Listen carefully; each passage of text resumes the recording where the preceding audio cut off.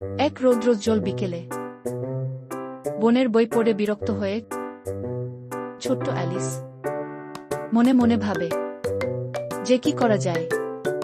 হঠাৎ করে দেখতে পায় এক সাদা খরগোশকে।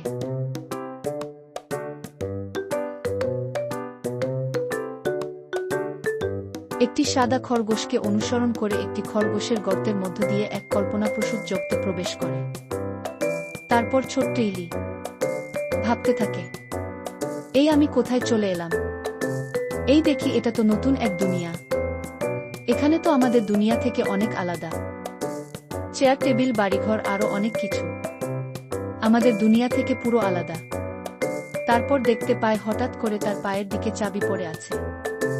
সে ভাবতে থাকে, এই চাবিটা দিয়ে কি করা যায়। তারপর হঠাৎ করে সামনে দেখতে পায় একটি দরজা।